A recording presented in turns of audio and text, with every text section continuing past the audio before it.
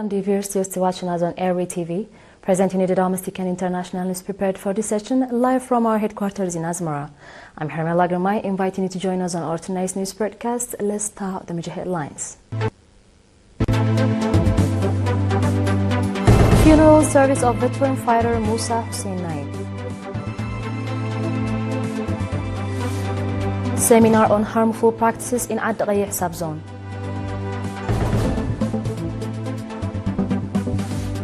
Israel launches new wave of airstrike in Lebanon. And European Union imposes full ban to phase out Russian gas by late 2027. On your domestic and brief.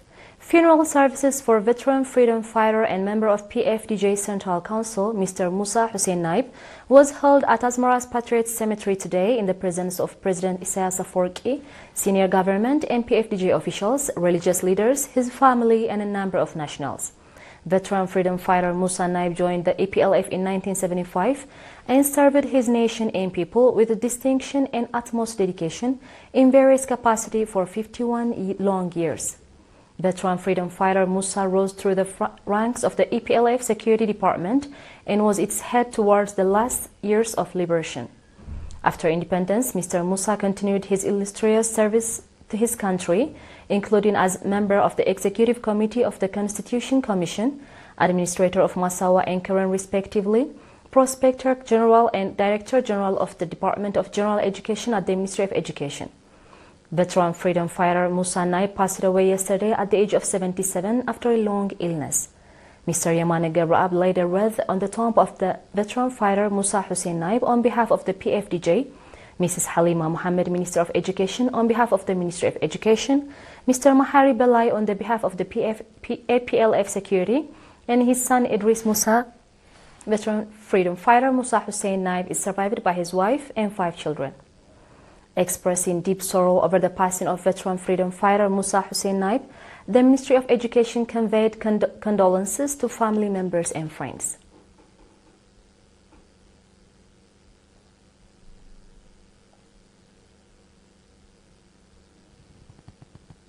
A seminar focusing on the eradication of female genital mutilation and underage marriage was conducted for religious leaders in San'afa subzone on 20th January.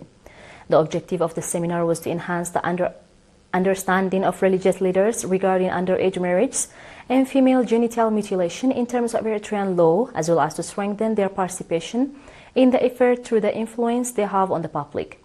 Indicating that harmful practices are still being observed in some administrative areas of the subzone, Mr. Asir Al-Azhar, head of health facilities in the subzone, said that the practices are punishable by law and could cause permanent disease, disabilities, as well as sterilization and deaths, noting that promotional activities aimed at raising public awareness on eradicating harmful practices in general and underage marriage in particular have been conducted on a sustained basis. Mr. Yamana Maasho, head of the Ministry of Labor and Social Welfare branch in the subzone, called on participants to play their due part in the ongoing efforts to eradicate harmful practices.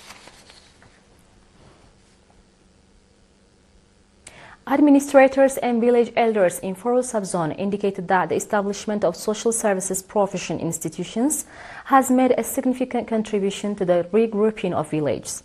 Mr. Salah Abdullah, administrator of Foro administrative area, said that the educational, health, transportation, communication, water and electricity services that have been put in place from time to time are significantly contributing to the improvement of the lives of people who had been living in a scattered manner. Mr. Abubakar Oman, on behalf of residents in the area, said that the road connecting Massawa with Foro and Ad-Ghayih is contributing to facilitating the daily lives of the residents. The Foro semi-urban center, which is located 43 kilometers south of the port of the Massawa, is home to about 712 families who earn their livelihoods through farming, herding, and fish farming. Dear viewers, do stay tuned for our international news right after the short break.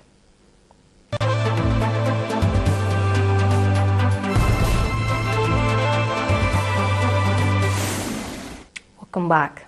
The Israeli military said yesterday it had begun striking several areas in Lebanon, targeting what it described as Hezbollah militant infrastructure. In a statement, the military said the strikes were in response to what it called Hezbollah's repeated violations of the ceasefire understandings without providing details. The attacks marked the second wave of Israel's airstrikes in southern Lebanon yesterday. In a statement after the first wave strikes, Israel said it killed Mohammed Ali Husseini, Hezbollah's head of artillery, who was accused of orchestrating multiple attacks against Israeli forces and attempting to restore Hezbollah's artillery capabilities in southern Lebanon. Israel has carried out frequent strikes in Lebanon, saying they are aimed at neutralizing Hezbollah threats, despite a ceasefire brokered by the United States and France that has been in effect since November 2024. The Lebanese government has condemned what it described as Israel's continued violations of the truce. The Council of the European Union today gave a final approval to a ban of imports of Russian pipeline gas and liquefied natural gas into the European Union, with a full ban entering into force from January 2027 for LNG and from the autumn of 2027 for pipeline gas. The prohibition on importing Russian pipeline gas and LNG will take effect 6 weeks after the regulations enter into force, while existing contracts will be given a transition period to wind down. Before authorizing gas to enter the European Union, national authorities will have to verify the country where the gas was produced, a measure aimed at preventing circumvention. A regulation sets out, though, penalties for breaches, including maximum fines of at least $2.97 million for individuals, and for companies at least 3.5% of worldwide annual turnover, or 3 times the estimated transaction turnover. European Union countries must submit national diversification plans by March 1, 2026 and identify challenges in replacing remaining Russian gas.